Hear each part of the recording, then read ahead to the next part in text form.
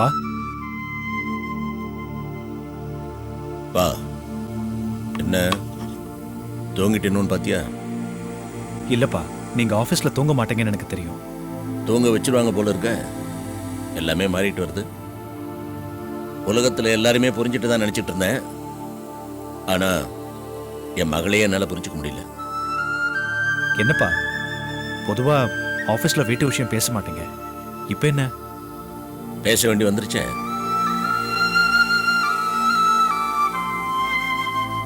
நீங்க அனிதா பத்தி சொல்றீங்களாப்பா? அபிராமி எல்லாத்தையும் சொன்னாப்பா. அனிதா விஷயமா நீங்க ரொம்ப ஒரி பண்ணிக்கிறீங்கன்னு.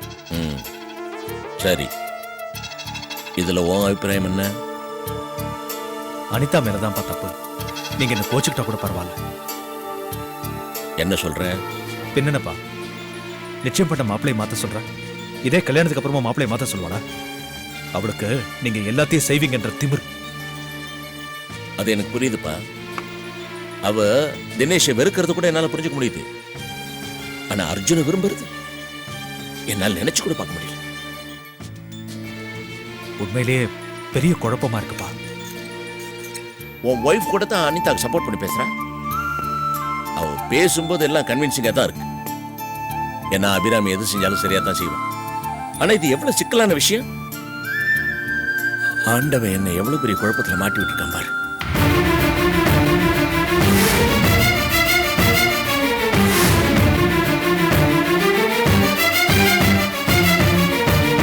அப்பா, ஒருத்தர் மேல இருக்கிற வெறுப்பு இன்னொருத்தர் மேல அன்பா மாறலாம்.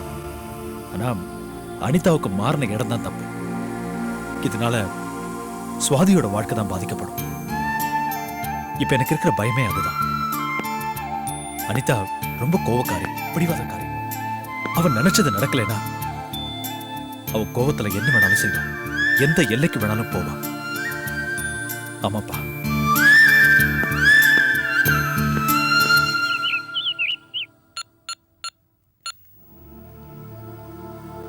ஷாம், நான் இன்னைக்கு காலைல ஒரு நல்ல காரியம் பண்ணேன். மனசுக்கு ரொம்ப சந்தோஷமா இருக்கு. என்னக்கா, ஏதோ அனாதை ஆசிரமம் போய் அன்னதானம் பண்ணிட்டு வந்தியா? அதெல்லாம் புண்ணியம் வேணும்னு நினைக்கிறவங்க பண்றது. எனக்கு தான் போறோன்ற அளவுக்கு புண்ணியம் இருக்கே. நான் அதெல்லாம் செய்யல. நான் செஞ்சதே வேற. அந்த அனிதா இருக்காளே, அவளை நல்லா உசுப்பேத்தி விட்டுட்டேன். அனிதாக்கு அர்ஜுன் மேல ஒரு மோகம். அந்த நெருப்ப நல்லா ஊதி விட்டுட்டேன். அது மட்டும் இல்ல, சுவாதி விட்டு கொடுக்க மாட்டாளே.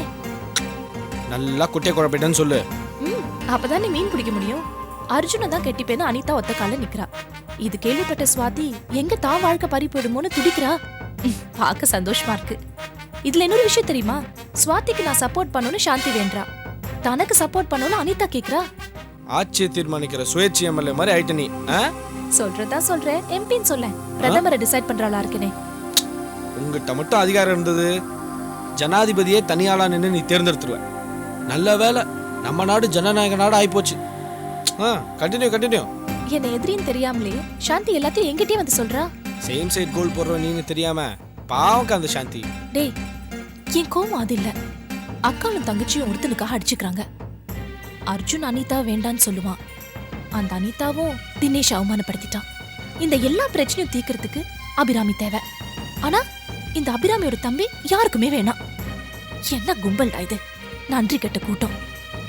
இத பாரு ஷாம், அந்த வீட்ல எந்த கல்யாணமும் நடக்க போறதில்ல. அப்படி கல்யாணம்னு ஒண்ணு நடந்தா அது என்னோட தம்பி உன் கல்யாணம் தான் நடக்கும். அதுக்கப்புறம் நம்ம தங்கச்சி ரம்யா கல்யாணம்.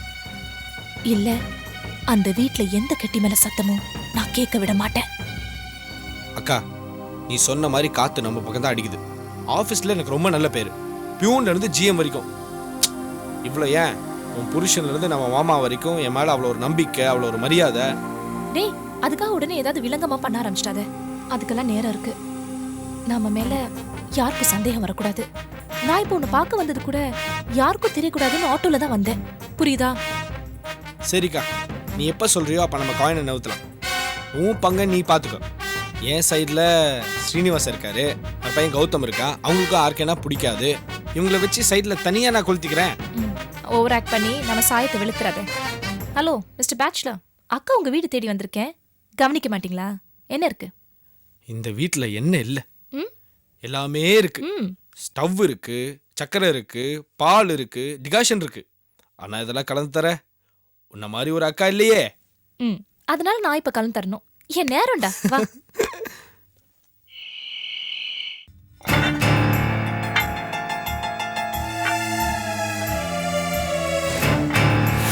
நாய் வாழ நிமித்த முடியாது. அந்த தினேஷ் திருந்த மாட்டான். இப்ப என்னதான் பண்ண சொல்ற? அப்பா நான் அவனை மன்னிக்க மாட்டேன். எனக்கு புருஷனா வர தகுதி அவனுக்கு இல்ல. என்ன பொறுத்த வரைக்கும் என் மனசுல பட்ட காயம் காயம்தான். அனிதா தினேஷ் விரும்பாதது ஒரு பக்கம் இருக்கட்டும், ஆனா அதை விட முக்கியம் இப்ப அனிதா அர்ஜுனை விரும்புறா. இப்ப எனக்கு இருக்கிற பயமே அதுதான். அனிதா ரொம்ப கோவக்காரி, பிடிவாதக்காரி. அவன் நினைச்சது நடக்கலைனா அவ கோவத்துல என்ன வேணாலும் செய்வா, எந்த எல்லைக்கு வேணாலும் போவா.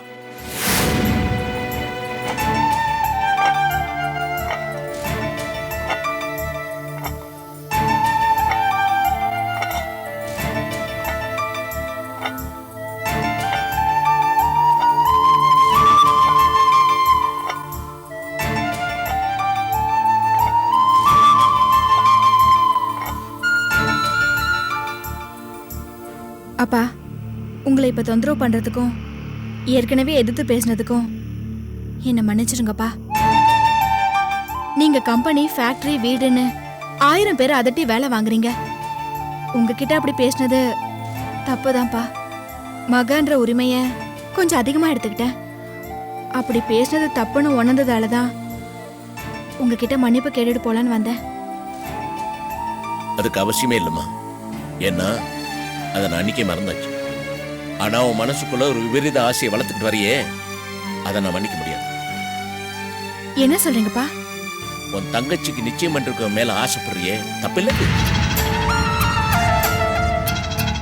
ஏமா பெரியவங்களா பார்த்து உனக்கும் தினேஷுக்கும் உன் தங்கிக்கு அர்ஜுனுக்கும் நிச்சயம் பண்ண பிறகு உன் தங்கிக்கு வரப்போற புருஷன் உனக்கு வேணும்னு அடம் பிடிக்கிறியே, நியாயமா அது?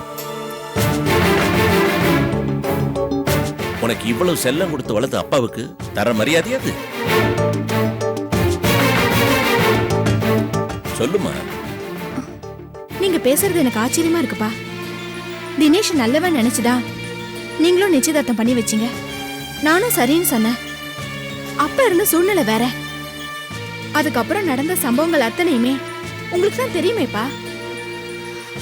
அப்படிப்பட்டவன நான் எப்படிப்பா கல்யாணம் பண்ணிக்க முடியும்? அப்பா எத்தனையோ கல்யாணத்துல கடைசி நிமிஷத்துல மணவரையில கூட மாப்பிள்ளை மாறி இருக்காங்க. அப்படியெல்லாம் இருக்கும்போது நிச்சயம் பண்ணின மாப்பிள்ளைய வேண்டான்னு சொல்றதும், அர்ஜுன் மாமாவை நான் கல்யாணம் பண்ணிக்க ஆசைப்படுறதும் எனக்கு தப்பா தெரியலப்பா. ஏன்னா நான் ஆசைப்படுறது வெளியாளா இருந்தா கூட பரவாயில்ல, நீங்க பேசுறதுல நியாயம் இருக்கு. ஆனா அர்ஜுன் யாரு? நம்ம சொந்தம். எனக்கு மாமா பையன்பா. என்னப்பா யோசிக்கிறீங்க? யோசிக்கிறமா. இத்தனை விளக்கம் சொன்னவோ முக்கியமான பாயிண்ட் பத்தி ஏன் பேசலேன்னு நீ பேச விரும்பலன்னு நினைக்கிறேன். அர்ஜுன் யாரோ தெருவுல போறவனா இருந்தா நீ சொல்றதை அத்தனை நான் ஒத்துக்கிட்டு இருப்பேன். ஆனா அவன் யாரு? உன் தங்கையை கட்டிக்க போறவன். அவன் மேல நீ ஆசைப்படுறது சுயநலம் இல்ல? உன்னோட சந்தோஷத்துக்காக உன் தங்கையோட சந்தோஷத்தை நீ பறிக்க பாக்குறேன். இதுக்கு நான் ஒத்துப்பேன், நீ இப்படி எதிர்பார்க்கிறேன். இத பாருமா, பெத்தவங்களை பொறுத்த வரைக்கும் அவங்க குழந்தைங்களோட சந்தோஷம் எல்லாமே ஒண்ணுதான். புரியுதா? என்ன பேச மாட்டேங்கிற? கடைசியில உன் முடிவுதான் என்ன? அப்பா என்ன தப்பா எடுத்துக்காதீங்க. இந்த நேரத்துல உங்க வருத்தத்தை விட என் வாழ்க்கை தான்ப்பா முக்கியம். எனக்கு தினேஷ் வேண்டாம்ப்பா, அர்ஜுன் தான் வேணும். இந்த முடிவுல எந்த மாற்றமும் இல்ல. அப்பா ஒரு பொண்ணு அப்பா கிட்ட இத பத்தி பேசலாமா கூடாதான்னு எனக்கு தெரியல. ஆனா என் மனசுல உள்ளத சொல்றேன். படிச்ச பொண்ணா இருந்தாலும் சரி, படிக்காத பொண்ணா இருந்தாலும் சரி, ஏழை பணக்காரி யாரா இருந்தாலும் சரி, ஒரு பொண்ணு தனக்கு வரப்போற புருஷன் நல்லவனா இருக்கணும்னு ஆசைப்படுவா. அழகு கூட 2ஆம் பட்சம் தான்ப்பா.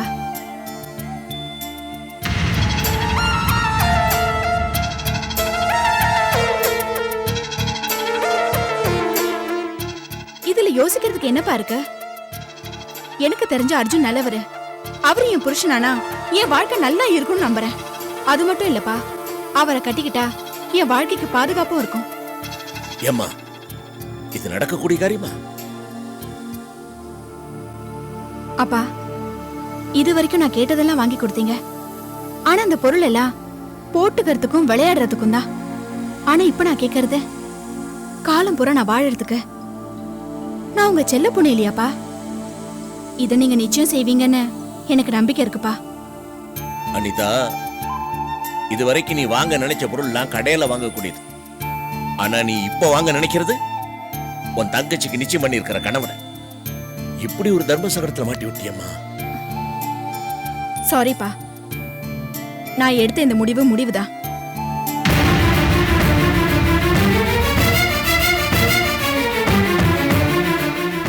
ஒருத்தன் என்ன கல்யாணம் பண்ணிட்டு வந்து தொலை பண்றான்.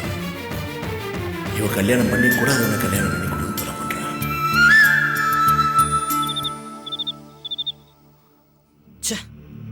அடேங்கப்பா, என் வயசுல நான் எவ்வளவோ பொண்ணுங்களை பார்த்திருக்கேன். நல்ல விதமான பொண்ணுங்களையும் பார்த்திருக்கேன், கெட்ட விதமான பொண்ணுங்களையும் பார்த்திருக்கேன். ஆனா இந்த அனிதா இருக்காளே, அவ பொண்ணே இல்லமா, பேய். சரி, அந்த சீதா யாரு? ஏதோ மாடலிங் பண்ணணும்னு வந்தா, ஒத்துக்கிறேன். நான் அவகிட்ட தப்பா நடந்துக்கிட்டேன். ஆனா சாந்திக்கு அவளை போய் பார்த்து பேசி சீதா என்ன மன்னிக்கலையா? ஏன் நம்ம மாமா எவ்வளவு பெருந்தன்மையா உங்களை ஹாஸ்பிட்டல்ல வந்து பார்த்து உங்க உயிரை காப்பாத்துனாங்க. ஆனா அனிதா நம்ம சொந்தமா இருந்துட்டு நம்ம உயிரை வாங்கிட்டு இருக்கா. அண்ணே, அனிதா விடுன. என்னத்தை விடுறது? என்ன எவ்வளவு கேவலமா பேசினா தெரியுமா? நான் அப்படி என்ன பெருசா தப்பு பண்ணிட்டேன்? ஏதோ மேரேஜுக்கு முன்னாடி கொஞ்சம் அட்வான்ஸா மூவ் பண்ணிட்டேன். அதுக்கு தான் சாரின்னு கேட்டு தொலைச்சிட்டேன்ல. இன்னும் நான் வேற என்ன பண்ணணுமா? அவன் முன்னாடி மண்டிட்டு மன்னிப்பு கேட்க சொல்றாளா? எனக்கு அனிதாவை நினைச்சாலே வெறுப்பா இருக்கு. என்ன பாக்குறதுக்கு எவ்வளவு பொண்ணுங்க வராங்க. என்னால இந்த மாடலிங் ஃபீல்ட்ல அவங்க பெரிய லெவலுக்கு எல்லாம் வந்திருக்காங்க. நான் ஊன்னு சொன்னா போதும், என்ன கல்யாணம் பண்ணிக்க அவங்க போட்டி வந்து நிப்பாங்க. ஆனா இந்த அனிதா, அண்ணே, அனிதாவை பத்தி நீ இப்ப சொல்ற. ஆனா பெரியவங்களா சேர்ந்து எப்ப உங்களுக்கு நிச்சயம் பண்ணாங்களோ அன்னைக்கே உனக்கும் அனிதாவுக்கும் சரிப்பட்டு வராதுன்னு நினைச்சேன். அன்னைக்கு இந்த வீட்டுக்கு வந்து அதை மாத்து இதை மாத்துன்னு அதிகாரம் பண்ணும் போதே எனக்கு கோவம் தான். இருந்தாலும் நிச்சயம் ஆயிடுச்சு, நான் பல்ல கடிச்சிட்டு இருந்தேன். அது மட்டும் இல்லாம அம்மாவும் மரியாதை இல்லாம பேசுறாங்க. அம்மா தான் உறவு விட்டுடக்கூடாது, சொந்தம் போயிடக்கூடாதுன்னு சொன்னாங்க.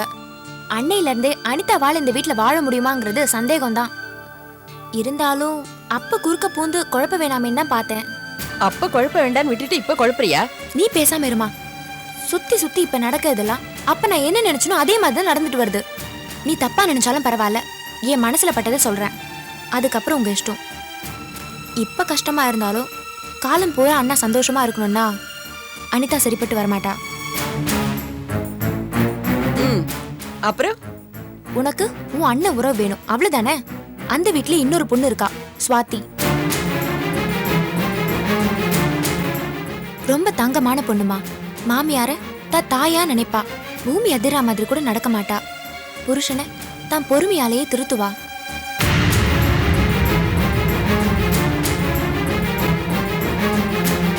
அம்மா, ஸ்வாதி மட்டும் நம்ம வீட்டுக்கு மருமகளா வந்துட்டா நீ, நான், அண்ணன் எல்லாருமே சந்தோஷமா இருக்கலாம். அர்ச்சனா. ஆமா அண்ணே, மாமா வீட்டுக்கு நீ மருமகனா போகணும், அதான் அம்மாவோட ஆசை. மாமாவும் உன்னை மாப்பிள்ளை தான் சொல்லிட்டு இருக்காரு. எந்த பொண்ணை கல்யாணம் பண்ணிக்கிட்டாலும் அவருக்கு நீ மாப்பிள்ளை தானே. என்னடி குழப்புற? இல்லம்மா, அர்ச்சனா குழப்பல, தெளிவா தான் பேசுறா. இதே விஷயத்த அனிதாவை பத்தி தெரியாத காலத்துல சொல்லியிருந்தானா நான் குழம்பு போயிருப்பேன். ஆனா நான் அனிதா கிட்ட பட்ட அவமானம் என்னை யோசிக்க வைக்குது. இருந்தாலும்மா, இந்த நேரத்துல என்னால எந்த முடிவும் எடுக்க முடியாது. இத பாருடா, அனிதா கண்டிப்பா அவ அப்பா கிட்ட தான் முடிவை சொல்லிட்டா. அனிதாவை நாமளா வேண்டான்னு சொல்ல வேண்டாம். எந்த முடிவா இருந்தாலும் என் அண்ணன் எடுத்துக்கிட்டோம். இத பாருடா, என்ன பொறுத்த வரைக்கும் நீ எங்க அண்ணன் வீட்டுக்கு மருமகனா போகணும், அவ்வளவுதான்.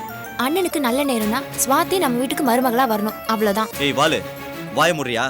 நீ அம்மா மாமா இவங்கெல்லாம் முடிவு எடுத்தா போதாது, அர்ஜுன் முடிவெடுக்கணும்.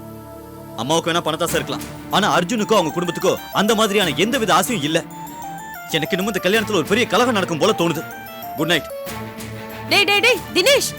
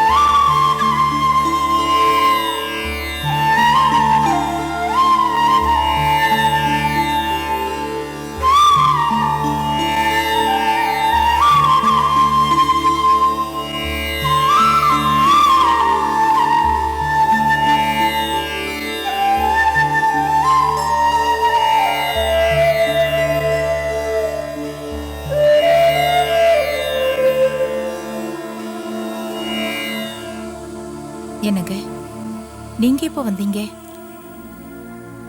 முதல்ல பூஜை முடியுமா?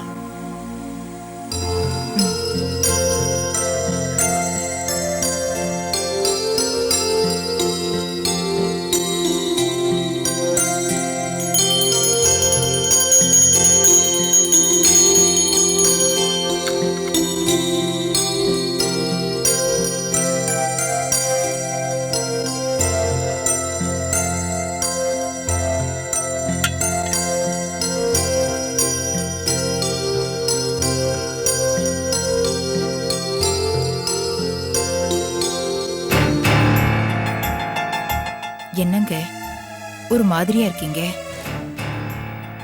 ராஜி, கோயிலுக்கு போயிட்டு வருமா? ஏங்க என்னாச்சு? மனசு சரியில்லைமா, ஒரே குழப்பமா இருக்கு. கொஞ்ச நேரம் கோயிலுக்கு போயிட்டு வந்தோம்னா மனசு கொஞ்சம் அமைதியாகும். வாயம் போவோம். உங்க மனசுல என்ன இருக்குன்னு தெரிஞ்சுக்க கோயிலுக்கு போற வரைக்கும் என்னால தாங்கிக்க முடியுமான்னு தெரியல. இங்கே கண்ண மூடிட்டு பகவான் கிட்ட வேண்டிக்குங்க. இந்த பூஜை அறையே கோயில் ஆயிடும். உங்க மனசுல இருக்கிற எல்லாத்தையும் சாமி கிட்ட கொட்டுங்க. இல்ல கோயிலுக்கு தான் போகணும்னா வாங்க போலாம். வேணாம் வேணாம், நீ தான் பூஜை ரூமையே கோயில் மாதிரி வச்சிருக்கிறிய, இங்கேயே சொல்றேன்.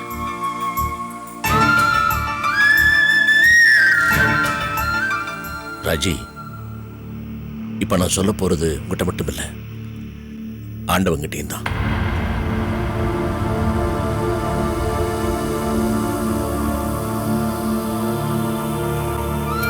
ராஜி, பிள்ளைங்களை நம்ம அன்போட வளர்க்கலாம், ஆனா அளவுக்கு மீறி செல்லம் கொடுத்துடக்கூடாது.